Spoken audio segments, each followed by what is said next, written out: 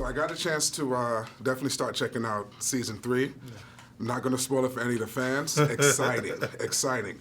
I do want to ask, first question for you.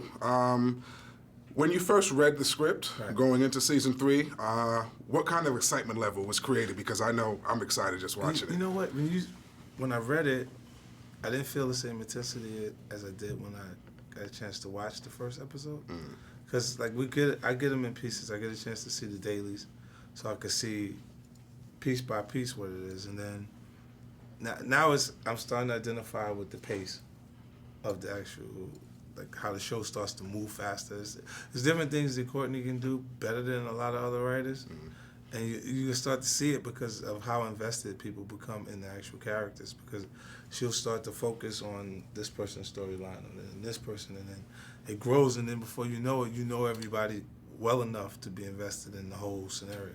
Yeah. And then that was the key to really locking in and having people really want to watch. They want to know what happens next, not just about one character, but about the entire scenario. Because people get knocked off, new things turn up. It's like you go, and you're still invested in it because she did the groundwork building more than one person.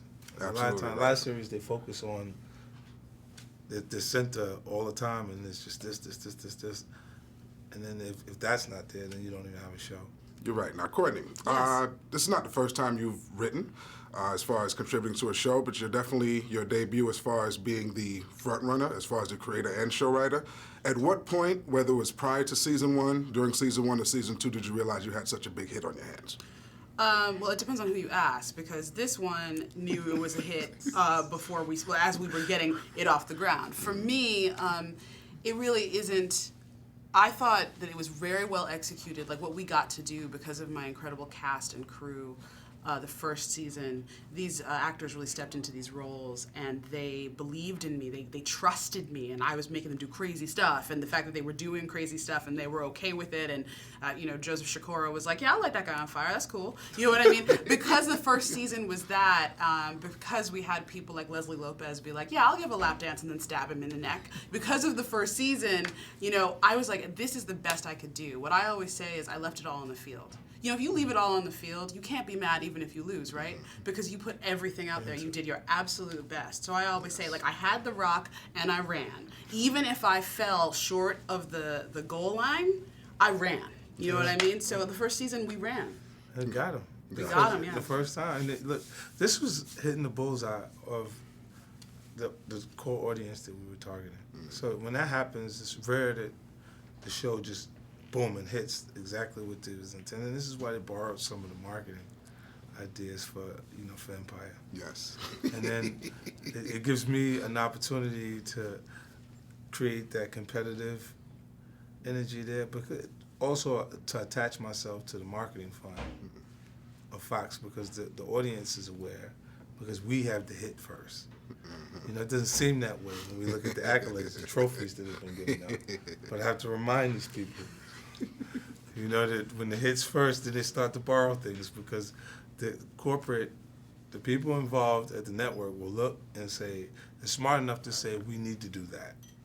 Gotcha. Now, you speak about accolades. You're a veteran in front of the screen at this point. You've done a bunch of films.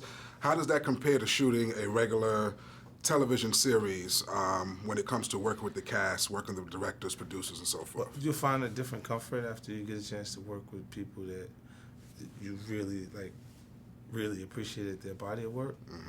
For me, it was like with Righteous Kill, I worked with Pacino and De Niro. And then later, freelancers, I worked with De Niro and Forrest Whitaker.